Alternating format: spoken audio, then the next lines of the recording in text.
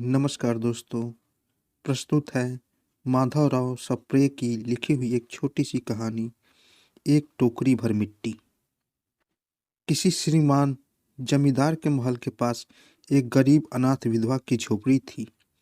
जमींदार साहब को अपने महल का रास्ता उस झोपड़ी तक बढ़ाने की इच्छा हुई।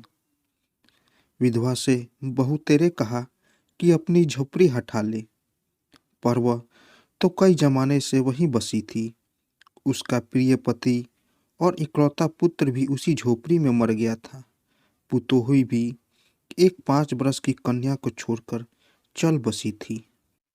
अब उसकी यही पोती इस वृद्धापकाल में एकमात्र आधार थी।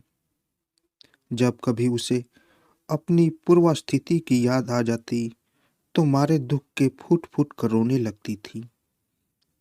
और जब उसे अपने श्रीमान पड़ोसी की इच्छा का हाल सुना, तब से तो वह मृत प्राय हो गई थी। उस झोपड़ी में उसका ऐसा कुछ मन लग गया था कि बिना मरे वहां से निकलना ही नहीं चाहती थी। श्रीमान के सब प्रयत्न विफल हुए। तब वे अपनी जमींदारी चाल चलने लगे। बाल की खाल निकालने वाले वकीलों की थैली गरम कर उन्होंने अदालत से उस झोपड़ी पर कब्जा कर लिया और विधवा को वहां से निकाल दिया। बेचारी अनाथ तो थी ही, पारा पड़ोस में कहीं जाकर रहने लगी। एक दिन श्रीमान उस झोपड़ी के आसपास टहल रहे थे और लोगों को काम बतला रहे थे। कितने में वह विधवा हाथ में एक टोकरी लेकर वहां पहुंची। श्रीमान ने उसको देखते ही अपने नौकरों से कहा कि उसे यहाँ से हटा दो। वह गिड़गिड़ा कर बोली कि महाराज, अब तो झोपड़ी तुम्हारी ही हो गई है, मैं उसे लेने नहीं आई हूँ। महाराज क्षमा करे, तो एक विनती है। जमींदार साहब के सिर हिलाने पर उसने कहा कि जब से यह झोपड़ी छूटी है, तब से पोती ने खाना पीना छोड़ दिया है। मैंने बहुत कुछ समझाया, पर एक नहीं मानती। कहा करती है कि अपने घर चल, वही रोटी खाऊंगी। जब मैंने सोचा है कि इस झोपड़ी में से एक टोकरी भर मिट्टी लेकर उसी का चूल्हा बनाकर रोटी पकाऊंगी, इससे भरोसा है कि वह रोटी खाने लगेगी। महाराज कृपा करके आज्ञा दीजिए तो इस टोकरी में मिट्टी ले जाऊं। श्रीमान ने आज्ञा दे दी। विधवा झोपड़ी के भीतर गई। वहां जाते ही उसे पुरानी बातों का स्मरण हुआ। आंखों से आंसू की धारा बहने लगी। अपने आंतरिक दुख को किसी तरह संभाल कर उसने अपनी टोकरी मिट्टी से भर ली और हाथ से उठाकर बाहर ले आई।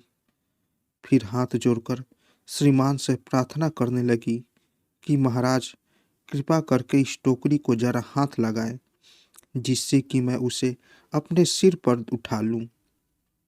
जमींदार साहब पहले तो बहुत नाराज हुए, पर जब वह बराबर हाथ जोड़ने लगी और पैरों पर गिरने लगी तो उनके मन में भी कुछ दया आ गई। किसी नौकर से न कहकर आप ही स्वयं टोकरी उठाने को आगे बढ़े। जेम ही टोकरी को हाथ लगाकर ऊपर उठाने लगे, तेम ही देखा कि यह काम उनकी शक्ति से बाहर है।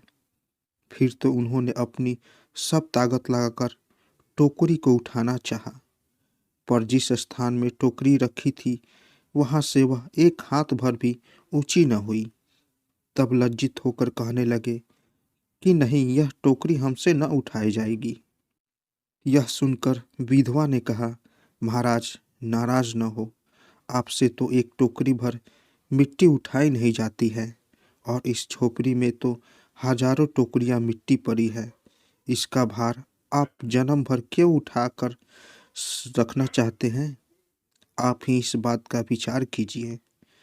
जमींदार साहब धन मद से गर्वित हो अपना कर्तव्य भूल गए थे, पर विधवा के उपरोक्त वचन सुनते ही उनकी आंखें खुल गई।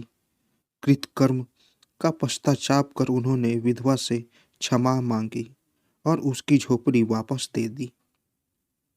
तो दोस्तों, कैसी लगी कहानी? अगर आप लोगों को कहानी अच्छी लगी हो तो मेरे चैनल को ज़रूर सब्सक्राइब करें और साथ साथ बेल आइकन को भी ज़रूर दबाएं ताकि मेरी कहानी सबसे पहले आप तक पहुंचे। तो दोस्तों, मिलते हैं एक नई कहानी के साथ एक नए वीडियो में। तब तक के लिए नमस्कार।